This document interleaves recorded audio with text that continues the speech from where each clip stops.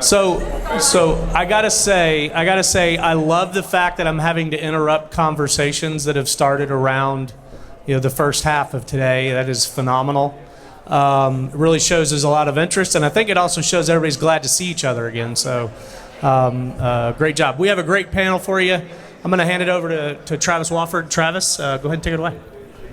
All right. Thanks, everybody, for coming. This is a real privilege for all of us, especially to be here with this distinguished panel and all of you today. So to get everybody's attention with maybe a little bit of sizzle, I'll start with something that you've probably seen in the news recently related to our panel's topic, which is financing the future of energy.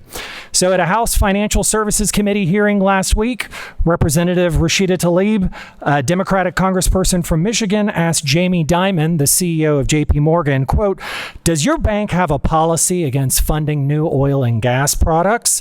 Mr. Dimon responded as only he could, quote, "Absolutely not, and that would be the road to hell for America," end quote. So I think in 12 words, Mr. Dimon summed up the thoughts of many. But I'll say if you ask a lot of the oil and gas producers and others in that value chain, they look at current capital costs and spreads and say, show me the money. Representative Tlaib then responded, quote, "Everybody that got relief from student loans who has a bank account with your bank should probably take out their account and close their account," end quote. So I do think that the congressperson genuinely means well in her concern for climate change, but it makes clear that lenders do have their own constituents to satisfy too. We might talk about some of those influences today. The exchange highlights a few key points relevant to our topic on this panel. First, balancing energy security, affordability, and sustainability is hard, and different stakeholders, including the lenders, the borrowers, and those around them will prioritize each differently. And finally, getting to the point of the discussion, no matter which direction we go to the energy future, no matter when we get there or where we wind up, somebody's got to pay for it. So my name is Travis Wofford, and I'm the Vice Chair of Global M&A at Baker Botts. I'm also the Chair of the Houston Corporate Practice, which covers capital markets, leveraged finance, and M&A. We've been serving the energy and technology industries for a little over 180 years now. To my left is Amy Chronis. Amy is Vice Chair, the U.S. Oil, Gas, and Chemicals Leader, and the Managing Partner for Deloitte's Houston practice.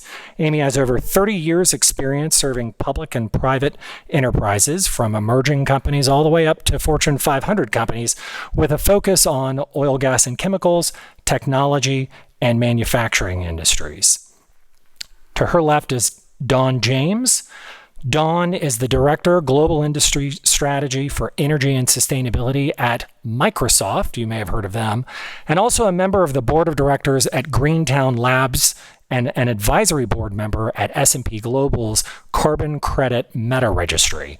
She started her career as a geologist and previously served in technical and advisory roles at, among others, Halliburton, Schlumberger, and Pioneer.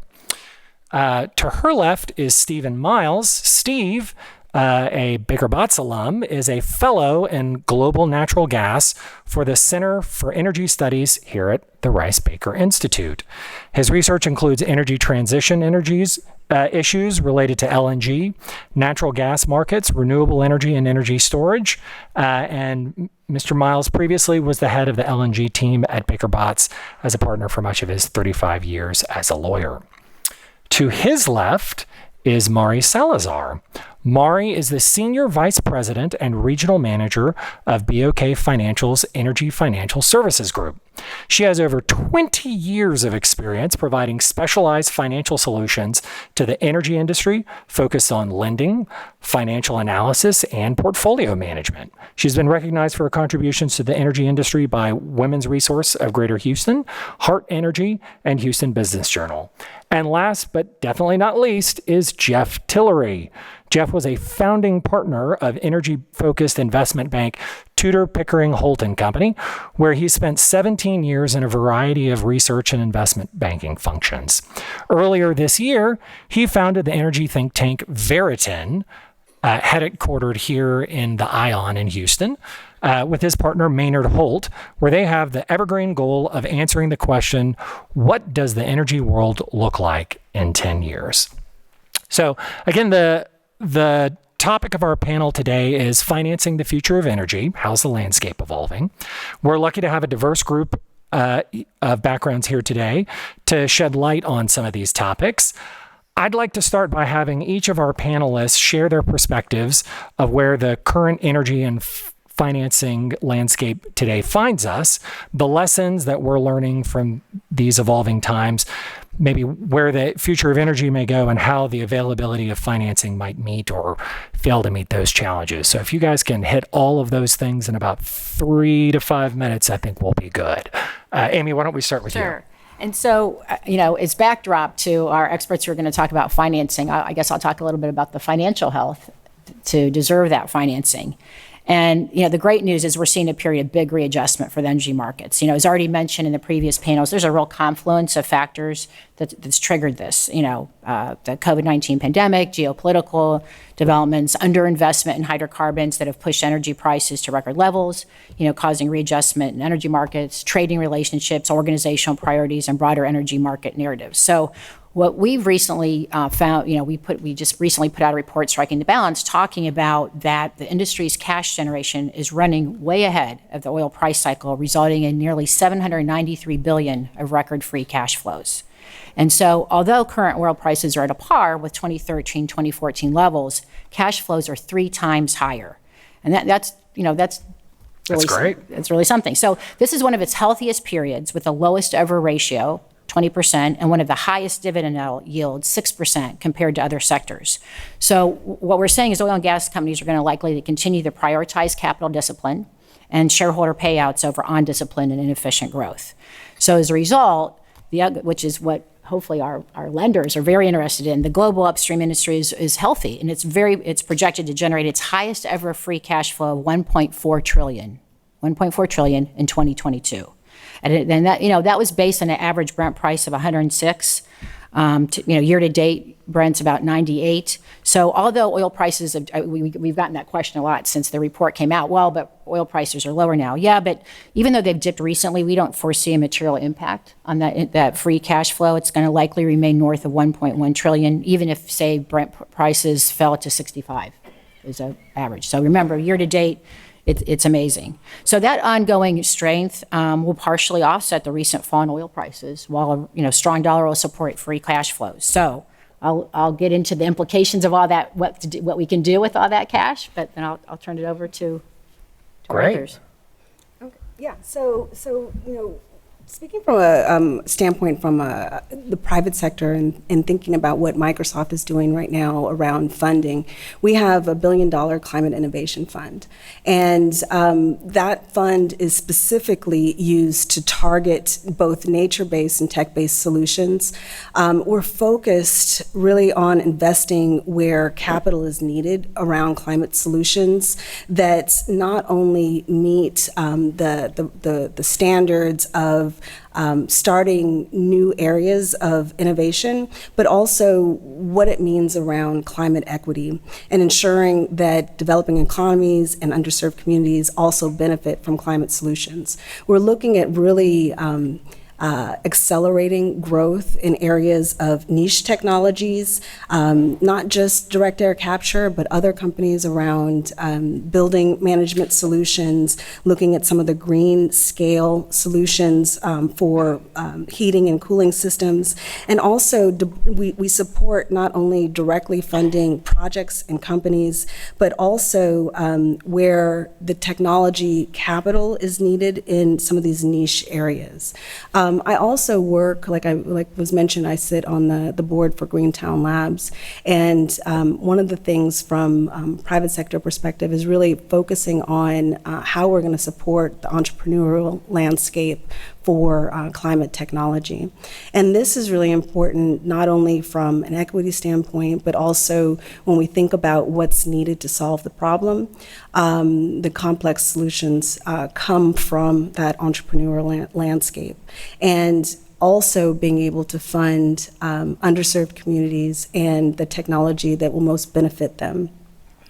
So some of the work that I do at Microsoft is focused around that industry strategy, where I help to connect the dots between the digital enablement of sustainable transformation. So I work across hundreds of companies every year, helping them to not only build out their sustainability roadmap, but really redefining what it means when we start talking about the business of sustainability. And this incorporates not just ESG goals, CSR, corporate social responsibility, but how those dollars within organizations are being funneled for technology innovation. And, not to be understated, and I'm going to talk about this a lot, but when we start thinking through the regulatory landscape and climate equity, what does that mean from an operational standpoint? When we start implementing these solutions, when we're going through the strategy of building the plans, designing the execution and implementation, what does that mean for the communities that we come from? And so that's one of the primary missions that Microsoft has. One of the things that they talk about is for Microsoft to do well, the world has to do well. And that is at the core of how we look at the impact that $1 billion in our Climate Innovation Fund lands, how we can drive scale, how we can drive innovation in niche technology solutions, and then how do we implement those solutions in an equitable way. Travis, thank you very much. Appreciate it. I've had the pleasure of working on a number of interesting projects this summer, but perhaps the most interesting was looking together with a couple of our fantastic researchers here at the issue of whether or not we can come up with policies and commercial practices that allow us to pursue simultaneously both energy security goals and climate policies. Like to identify Meow Meow Rimmer, if she's here, and Teresa Hosel. I don't know if they're here or not, but they've done just yeoman's work and done a great job. We presented this opportunity, this paper in Milan a couple weeks ago. And one of the key takeaways, of course, we concluded that yes, there are a number of ways of doing this, and our focus really is cross-border. But some of the conclusions, I think, will ripple back here as well for domestic policies and financing. And there are a number of ways, of course. You could say demand-side management fits both of those. Energy investment, energy storage devices fits both of those goals, and so on. Not all of those are immediate, and some of the for example, investing in energy storage devices, we've been at it for quite a while. We're going to be at it for quite a while, I think, in terms of working up on the curve. But the needs in places like Europe for energy security are quite acute as well as chronic. And so one of our key focal points was liquefied natural gas, and as being something that meets both of those two criteria. I suspect that's not a big shock to this audience, but I will say in northern Italy, to a largely European audience, I had a little bit of selling to do. I pointed out that natural gas has only half of the carbon of the CO2 that coal does, and is a third less than oil. To which the predictable response was, well, yes, but of course methane emissions are critical. I said, yes, of course. Before I get into methane emissions, I assume you asked the Russians that before you signed up for 50% of your gas from them. There was no response to that question. I then pointed out that, in fact, great work is being done on methane emissions in the United States of America, which they were not aware of. That work's being done by some of our largest companies, whether it's ExxonMobil or others, and many of our smaller independents. That's being done in the Permian Basin. It's being assisted by some wonderful NGOs, from EDF to some groups like MIQ and others. We're going to talk about, I think, some of that today. But in short, yes, LNG is a mechanism for pursuing both of these goals, particularly if you're looking at floating storage and regas vessels in Europe, the opportunity to employ these very quickly, right where they're needed. And then when you have a fleet of new offshore wind turbines, which the Europeans will say take 7 to 10 years to site, when you have a new fleet of those ready to go, you weigh anchor and you take your LNG charter elsewhere. So you're not locked in. But having laid that out as a possible, one of several possible solutions, I'll say I see 3 challenges to financing of these and other major cross-border energy projects going forward, and I hope that we have a chance to touch on them.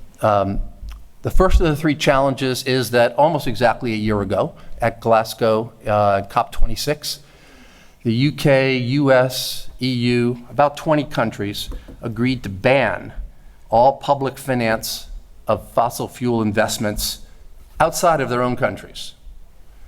So they applied a different standard to everybody else than to themselves. They had some very, very, very limited exceptions. I won't take your time with it at the moment. Happy to talk about those later if people want.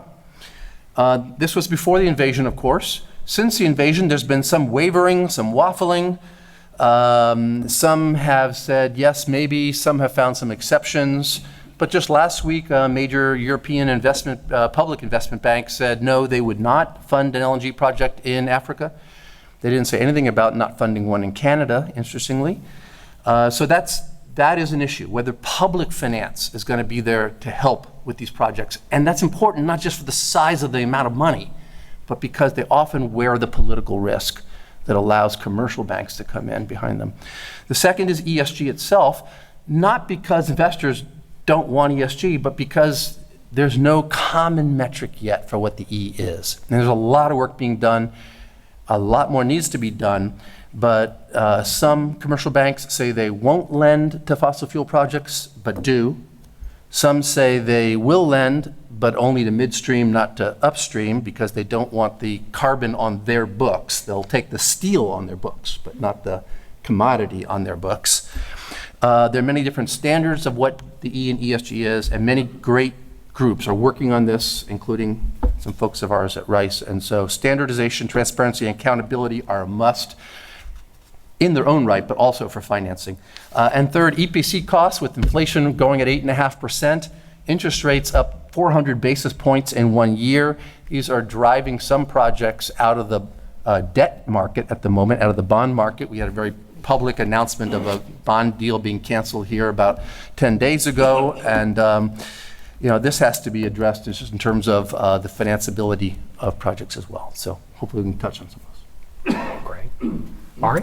All right, thank you for having me. So I represent the oil and gas banker.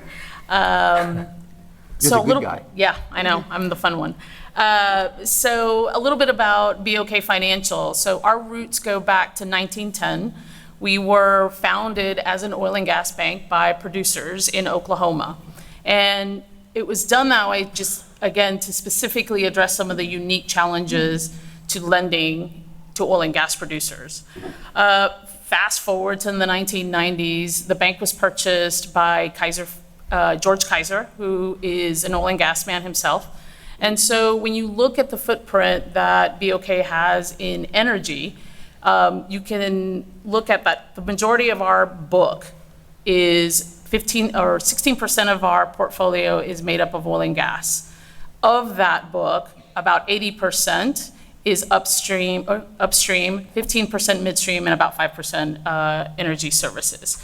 So going back to Amy's original points, absolutely. Where we are in terms of structures and where our companies are, a lot healthier than they were 2 years ago. I think right before the pandemic, there was already a crisis sort of happening with a lot of our oil and gas companies. COVID sort of just pushed them over the edge. And sort of we now have come out of that a little bit cleaner slate, but what you have now are companies that are free cash flow positive. Most of them, their leverage is sub 1 time levered. Overall, bank structures are tighter, but you also have a much reduced world when it comes to banks and those lending to energy. You mentioned a little bit about, pressure that banks get to lend to fossil fuels in other countries. And so what we saw is an exit of a lot of foreign banks, but all they did is retrench at home, right? They sort of focused on their home production versus necessarily lending into the US market. So with a lot of banks exiting our space and some exiting, again, because of pressures with fossil fuels, but a lot of them took a lot of hits during the downturn. So most of them exited because they didn't want really to have to deal with or have to understand or build out more structure around handling the risk and the volatility that comes along with lending to oil and gas. So again, we have a tighter market when it comes to lending. We have tighter structures. We have a much smaller universe when it comes to energy lending. But I think what you'll find is we're sort of pivoting now into a different area, which is what happens now that you have so many energy companies that are free cash flow positive that are not necessarily utilizing debt today. Where do they go to, necessarily either expand their business or potentially for mergers? Where does that go in 2023 and sort of going forward? And I think that's a little bit of what we'll get into here shortly. So I'm excited to talk a little bit about that. Great. Jeff? Yeah, just to piggyback on Mari and Steve's comments, I think about financing the energy transition. It takes some perspective of financing energy, just acknowledging kind of what the base energy consumption is today. And when you think about the classic energy world, so think about oil, gas, and coal. We're coming off, these businesses are very profitable today and have been kind of over the last year. We're coming off about a decade of very poor returns for investors, very poor returns realized by the business. So these, whether you're talking about a coal company or a natural gas-oriented company, they're kind of just getting their driver's license back and permission to make investments and permission to risk capital, because it's been such an atrocious environment for the investors in those businesses. There's a lot to be excited about in the emerging energy world. There's a lot of innovation. There's a lot of interesting technologies. There's a lot of good things going on. I think it takes a little bit of recognition as well that it's early days in terms of market development. Think about, there's a lot of exciting things going on in hydrogen, but the demand side is still emerging. There's the risk profile of both technologies and projects is still relatively elevated. And so while there's a lot of capital for low risk projects, for example, these are not low risk projects today. There's scaling challenges in the business. There's regulatory challenges. And so it just takes a little bit of acknowledgement that this is going to take time to mature. And so thinking about energy financing holistically, I think is a more reasonable approach. All right. So I'll ask folks in the audience, if you have questions as we go along, please go ahead and fill those cards out and get them passed up to the front. I'm sure you have much more interesting questions than I do, but I'll start off with Mari.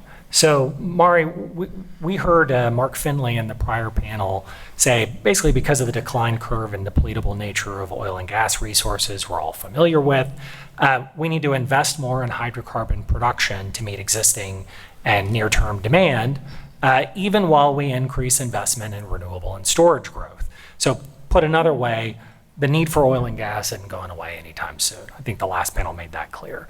But it doesn't seem like the current financial markets necessarily see that demand as the most solid investment of capital, particularly with what Jeff has been saying recently. And maybe price is a riskier asset class given some of the financing spreads in the last decade. Can you talk to us a little more about what you're seeing in the market, particularly to what extent debt capacity is out there for upstream? Sure. So if you look at, where we are today, again, I touched on it a little bit. Structures are absolutely tighter. Capital is tighter. It used to be, 10 years ago, you could easily pull together a syndicate of banks and raise $1 billion, $2 billion for a company. Now we kind of see that senior secured, band is around $1 billion. Maybe 850 million, somewhere around there.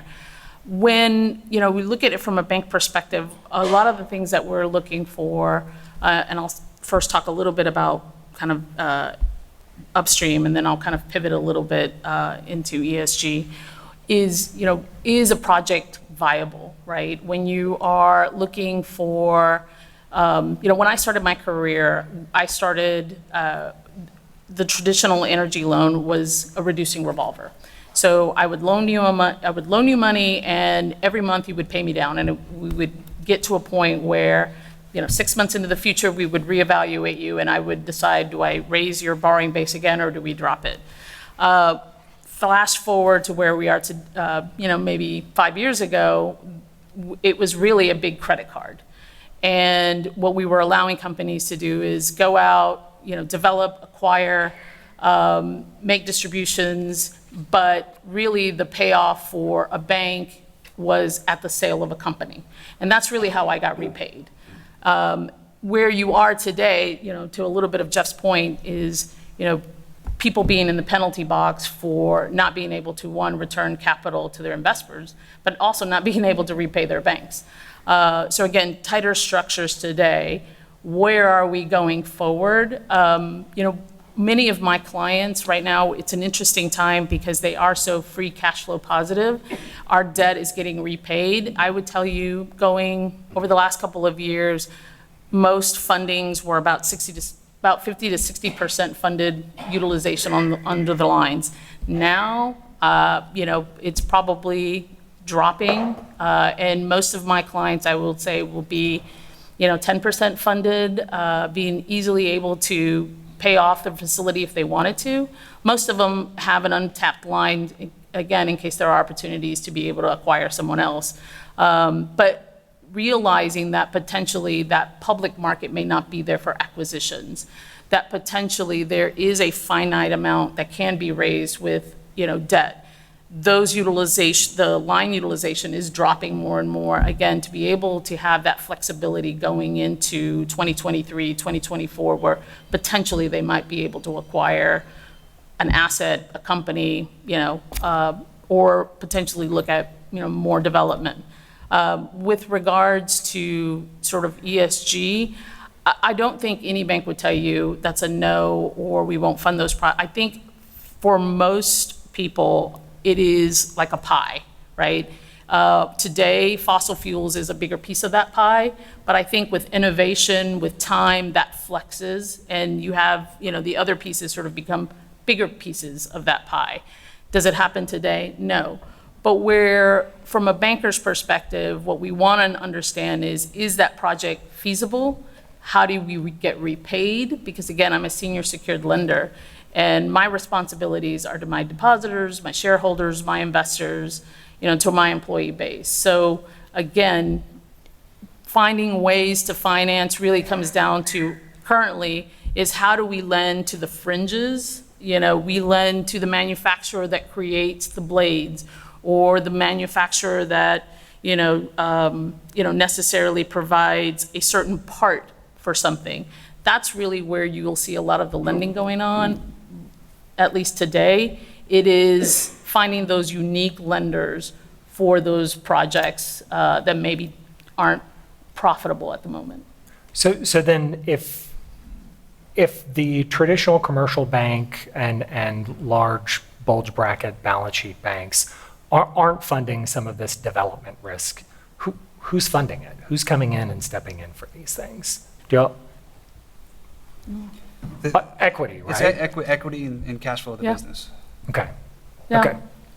I think what I've seen is some of the equity providers that support many of my oil and gas producers, they also have offshoots that specifically focus on these projects, right? They're into R&D. They're looking to understand the technology behind a lot of these different projects that are going on.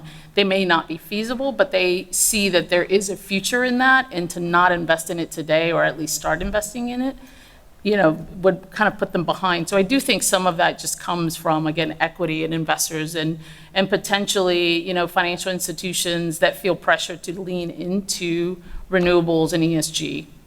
And so you mentioned ESG. When you were talking a little earlier about the project evaluation, you're thinking feasibility, you're thinking about, are you getting paid back? To what extent is ESG really playing into a lot of these lender decisions, specifically when we're talking about upstream? So I will tell you, every single deal that we look at today, and the first question that we get from a lot of bankers is, talk to us about your ESG, project profile. How does your company look at this? How do you address it? That's still important because they obviously have to go back to their credit committees and get that approved, and there are questions around that for sure. I think it can change and evolve depending on what institution you're looking at. Again, the larger the institution, definitely you'll get a lot more questions around ESG. Many of our clients are absolutely, leaning into that. They want to be on the cutting edge. They want to understand it a lot more. They don't feel like it's an either or, right? It's not you're either an oil and gas producer or you're environmentally, it's not an either or. It's coupled together. I would just add that it's not just for lenders, but almost always now in M&A, when we're looking, there's a lot of people who are either, divesting assets or looking for assets, good deals right now. And it's just become required that in all of our due diligence and modeling work, that the ESG aspects of those assets, especially whether they're methane emission and what's been done to digitalize them, the efficiency of the sensors, et cetera, the degree of remediation. So that's new, that we're being asked to actually quantify the remediation needed to be lower emission producing assets for consideration for deals. And do you think that's affecting pricing at all Oh, when you're having to absolutely. quantify that? Yeah.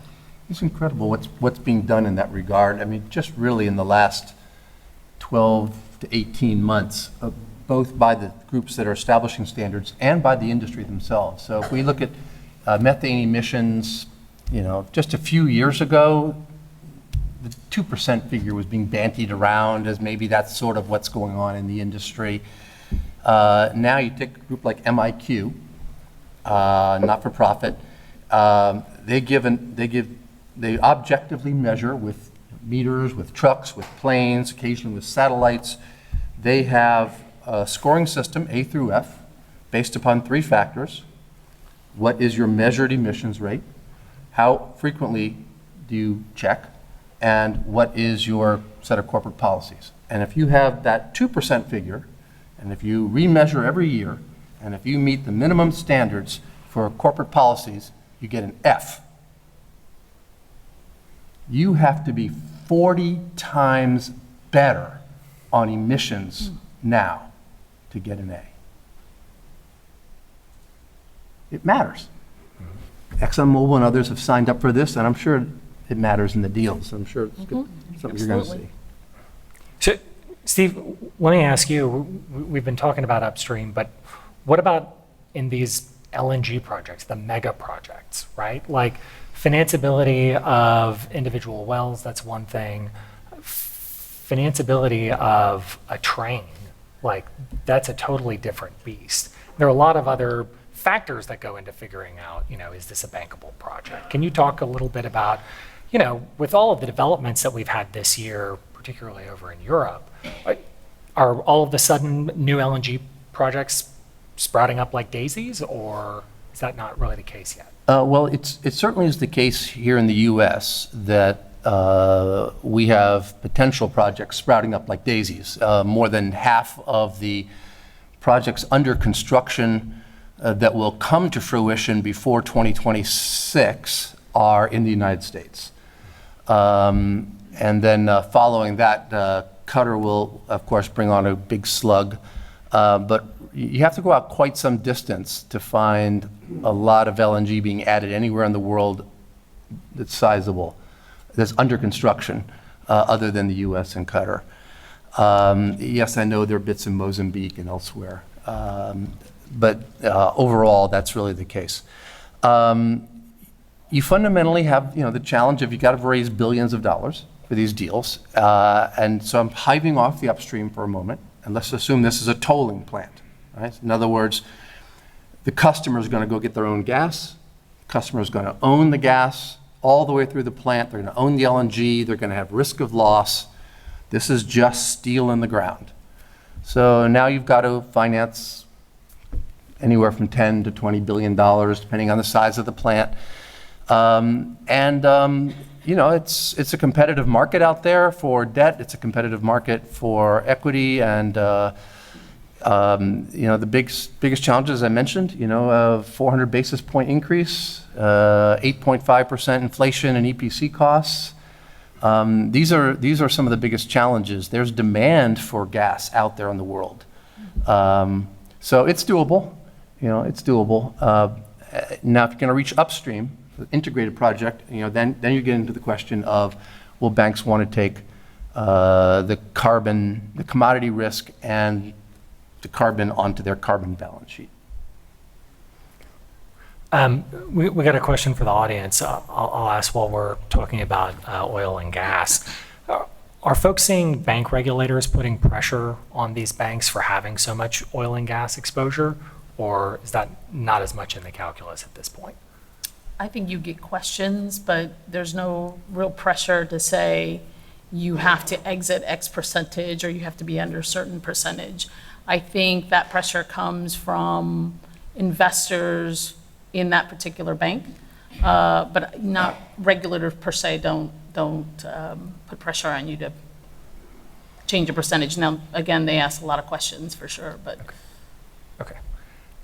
So why don't we turn to kind of renewable energy storage and similar projects. So Amy, I'll ask you. So we know heavy industry and others are motivated to decarbonize right now, particularly with the pressure they're feeling from institutional investors, ESG activists, lenders, customers, employees, and regulators, and now tax incentives. So in order to meet some of the future energy demands of these companies, it looks like we're going to need many massive multi-billion-dollar projects, including but beyond LNG, that are being proposed now or that are going to need to come online or be proposed in the next few years. So some of these are focused on the renewable technologies, wind, solar, and others are in transition fuels. Where are you thinking that the dollars are going to come for all of these projects? Well, I already mentioned the 1.4 trillion. Yeah. And actually that gives, there's enough in there for companies to take care of their stakeholders and their dividends, and there is surplus. But you've got, basically four types of companies. You've got your hydrocarbon stalwarts who are saying, this is the moment for us to continue to make digitalization improvements, improve the efficiency and effectiveness of our operations, stay lean and mean, acquire good opportunity assets. So they're not moving along that spectrum. And then you've got you've got your green energy pioneers who are saying this is the moment to transform our business. You see two of the super majors based in Europe really making moves in that direction to say we're going to be less dependent on fossil fuels. They haven't stopped drilling and exploring though. But nonetheless, there's huge investments being made in low carbon technologies such as CCUS, hydrogen, renewables. And so you're going to see companies all along that spectrum doing both, some, but two things that I think will make a big difference in these huge projects really getting underway are one, regulatory help. Okay. There needs to be real serious consideration based on facts around permitting and regulatory barriers and pressures around financing. And it's going to take, these projects are multi-billion-dollar projects, the CCUS and hydrogen, are low carbon hubs because there's multiple kinds.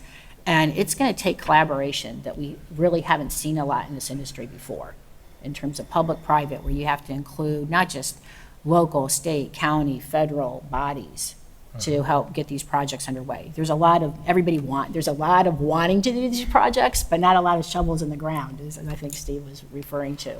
So you're going to need real regulatory help and collaboration, and including permitting help. And the other thing is there's a big innovation gap. Don and I have been discussing this. There's still an innovation gap that I'm hoping that some of these billions of dollars will, that you've got companies who have been, frankly, transforming in this industry for decades. Yeah. This is not a new frontier. Really, actually, it's an exciting frontier that our industry is in. That there's lots of opportunity, but there is an innovation gap.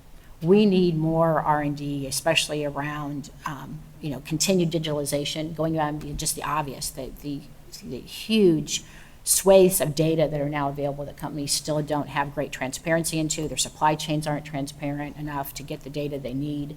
to do scope 1 and 2, let alone scope 3 without standardization.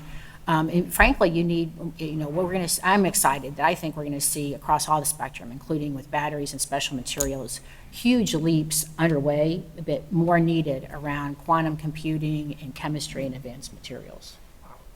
Don, can you talk to us a little bit about some of this innovation that's needed and what role Microsoft may be playing in this and others? Yeah, no, absolutely. And Amy is spot on in highlighting the gap between innovation and around some of the regulatory policies and standards that are required to be able to implement some of this new technology. So on the space of where we are today, the existing operations, there's, especially when we're talking about in the heavy industrial sector, there's a real lack of digital maturity in this sector.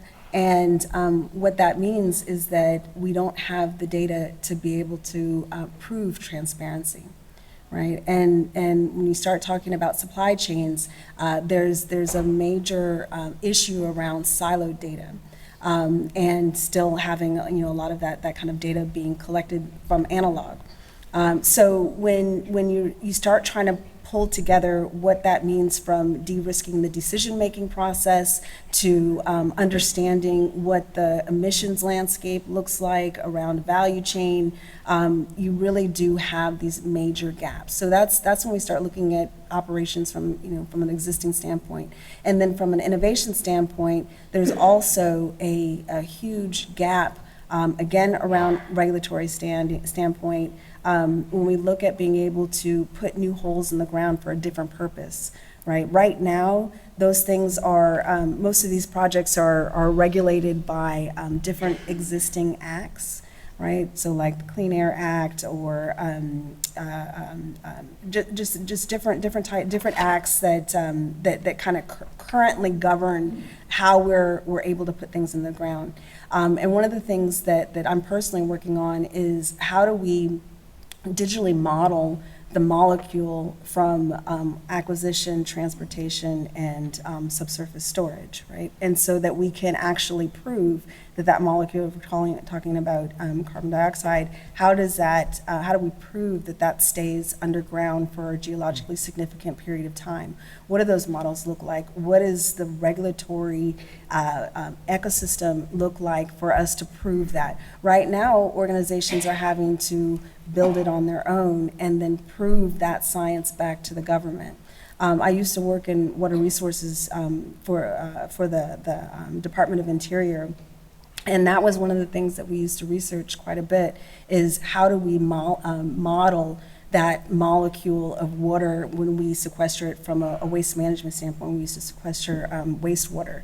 And how do we prove that it doesn't come back up, it doesn't infiltrate the drinking water zone? And it's the same thing when we start talking about sequestering carbon, right? And so that's really important from a digital standpoint, because that's what most people are looking at for how do we prove it? How do we have that transparency and accountability?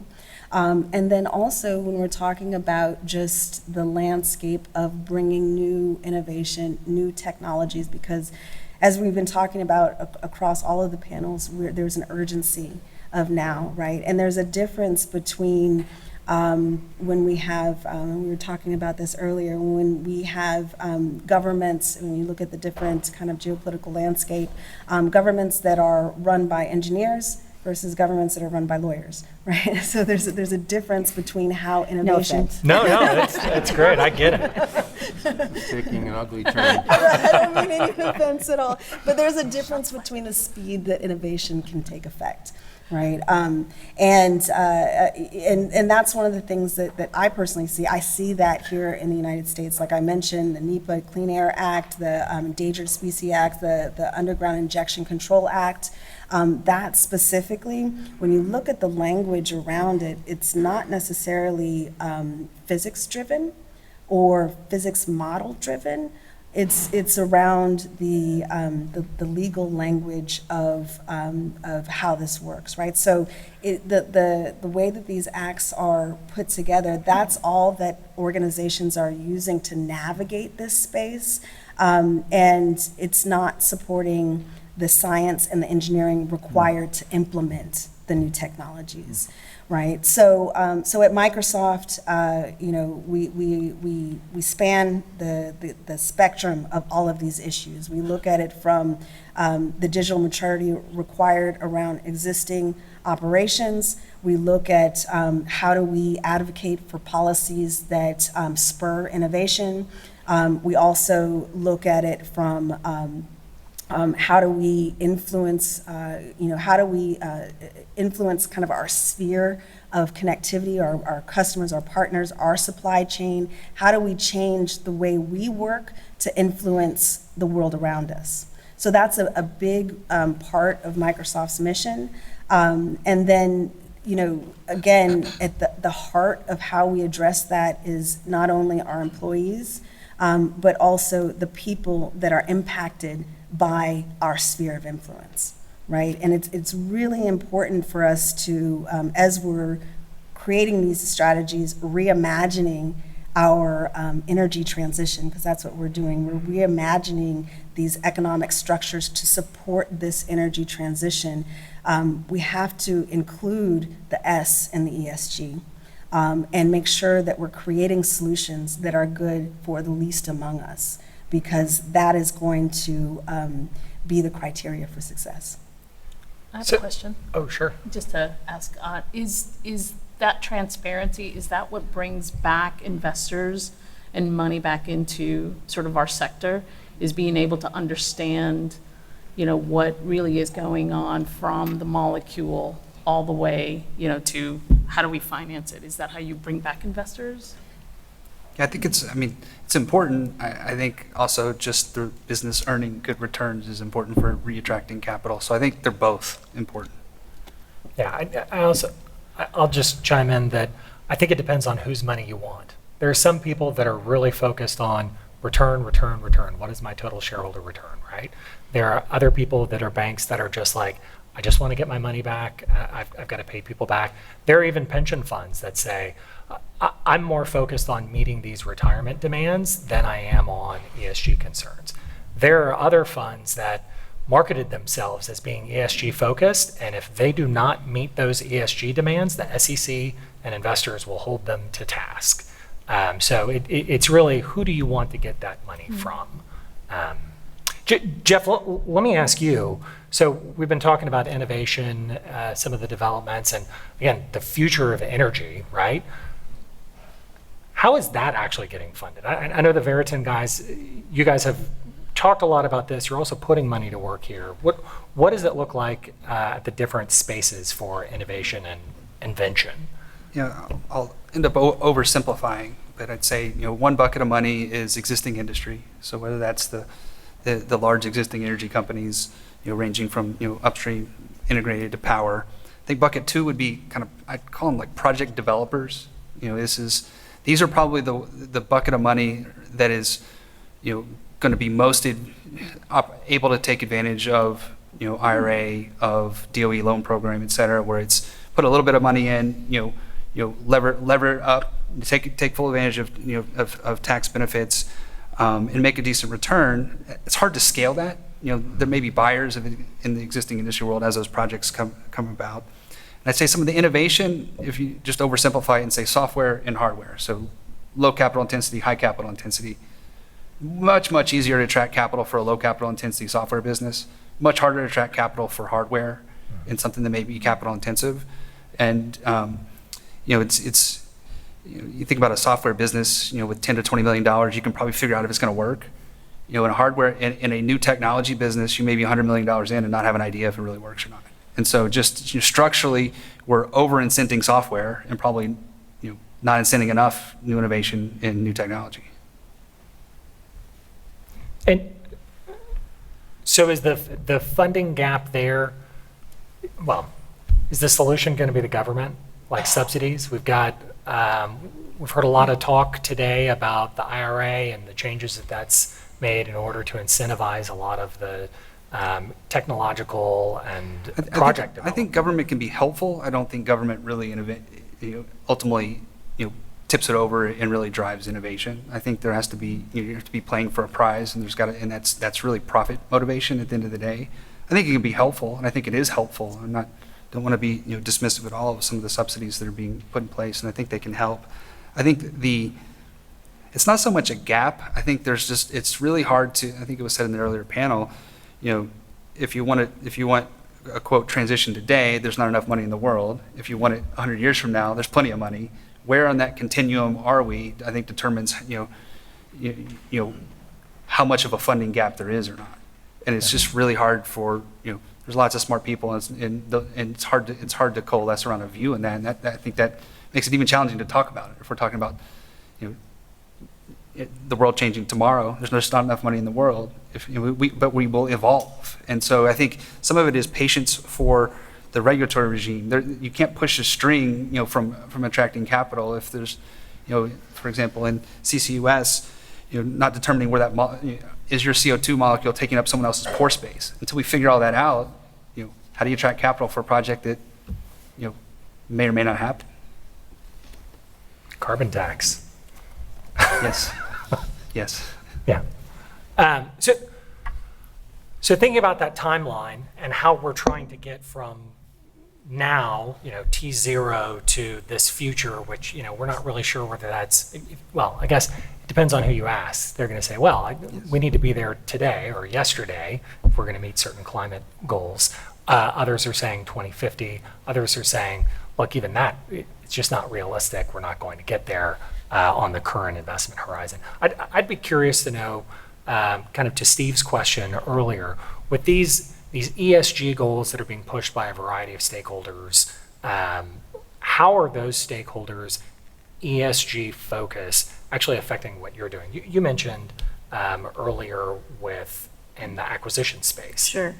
Well, there's coming ESG reporting requirements, which are going to, it's a whole another level of compliance around. And actually, I think Steve mentioned before, several people have mentioned, we need some sort of standardization, some standard measuring, standard reporting that puts everybody on an equal page. Because right now, people can claim whatever, and it's not necessarily valid or credible or, frankly, able to validate. So it's certainly going to impact our profession, that we'll be asked to, do some sort of limited assurance on whatever companies are disclosing. I think there's a delay right now, which for good reason. They got over 16,000 comments on the proposed draft, which would tell you that means it wasn't ready for prime time. Right. With legitimate questions around, the things that were being asked for Scope 3 emissions just aren't there today yet. So I think coming standardization that put people on fair reporting basis will be healthy for everybody and have more transparency. I'm kind of seeing a match made in heaven between Deloitte and Microsoft right here on trying to figure out what we're going to measure, standardizing that kind of like gap, the new gap. Let the lawyers in. Well, the lawyers are going to have to look at it. We're the engineers, right? Yeah. Exactly. Okay. So I think that we are just about out of time. I appreciate all the comments that we got. I apologize if we weren't able to get to all of those. But please have a round of applause for our wonderful guests.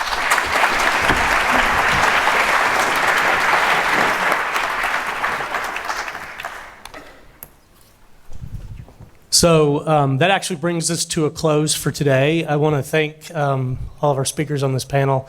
I actually told Joe, I think the most intriguing thing I heard was the discussion between Don and Amy about the gap, right? Just thinking about the technology gap and what it's going to take to overcome that. So a lot of food for thought. Hopefully it sort of resonated with all of you in the same way.